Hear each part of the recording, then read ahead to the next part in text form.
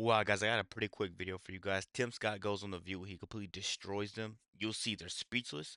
So I need you guys to stick along to the back end of the video to see what I got to say about it. But right now, I need you guys to like, comment, subscribe if you're new. And as always, let me know what to react to. About to get right to it. You are the first black senator elected in the South since the Reconstruction. That would be about, I think, about 114 years.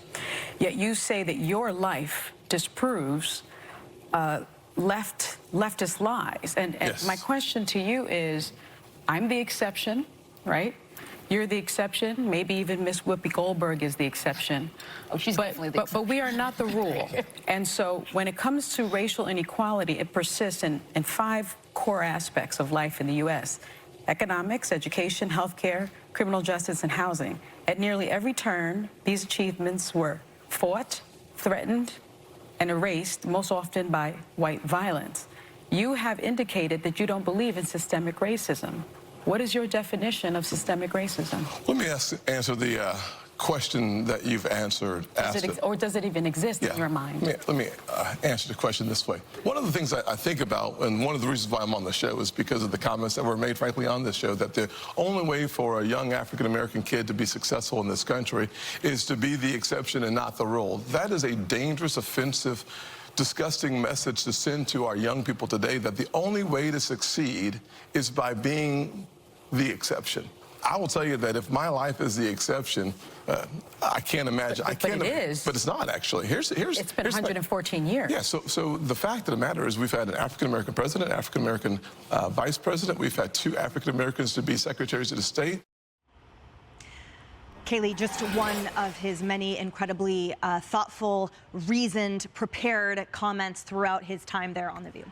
It was phenomenal what Senator Scott did. He came locked and loaded with facts. He came across good-natured, charming, but strong.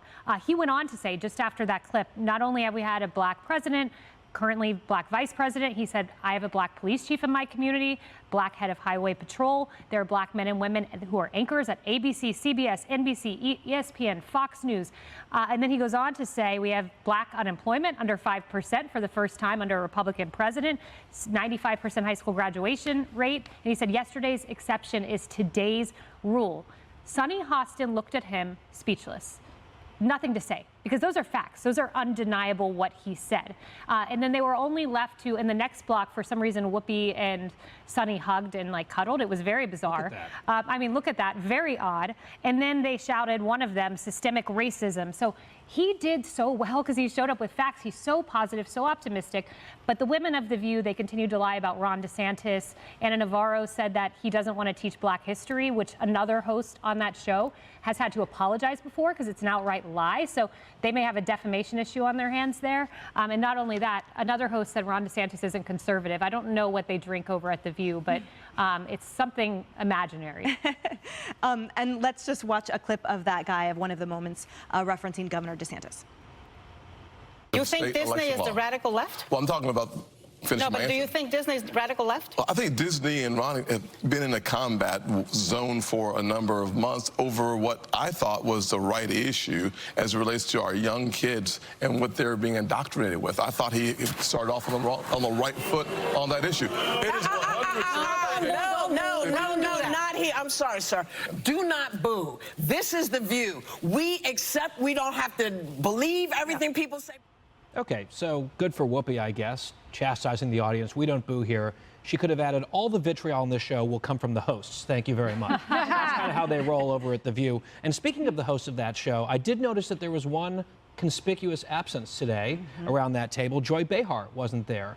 One of the people who was lecturing recently to Tim Scott and Clarence Thomas about systemic racism, something that she, I guess, believes that she understands as a rich white woman in New York, as opposed to those 2 men who grew up in the South as black men. And I think perhaps Joy Behar could have benefited from sitting there and listening and maybe learning something from Tim Scott today, but she was playing hooky, apparently. Yeah, and you know, she's always off every Monday, Kennedy, but to John Roberts' point earlier on this network. Maybe she's on President Biden's schedule.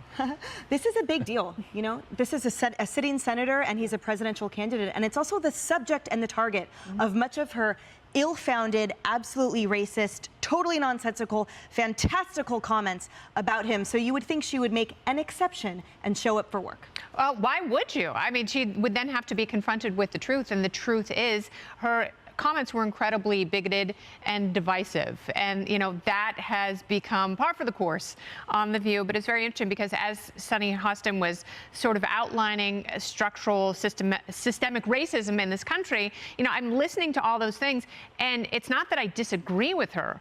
But what I see is the common element, especially in education, housing, and healthcare, is too much government. So if government is creating the systemic racism, then the cure for that is not more government. It is getting government out of the way so people from every community, every background, every neighborhood can have a chance to succeed. But as long as the government is so deeply entrenched, don't expect any of those things to change, and don't expect positive outcomes. Molly, she hit the nail on the head, because that's sort of what The View, in my opinion, is representing today and always, which is a fallback and a knee-jerk of these woke talking points, or these liberal left knee-jerk talking points, without the thought behind it as to the rationale or the policy. And when confronted by actual facts or statistics, including the truth that throwing money at something doesn't actually work, they simply falter and then revert right back to their talking points that will likely make the headlines of the self-apologizing and self-amplifying left-wing media. Yeah, you know, going into that situation, this is a GOP candidate running for president, an opportunity there to reach out to people that he ordinarily wouldn't have a chance to reach out to. And you mentioned he did an excellent job with a lot of facts and a lot of information. The one thing the big challenge, I think, is getting past this big discussion on race, where he can just talk about being among this big swath of candidates and stand out. So first he's got to get past the, just kind of pushing back against every idea, every Democratic talking point, everything that's thrown at him.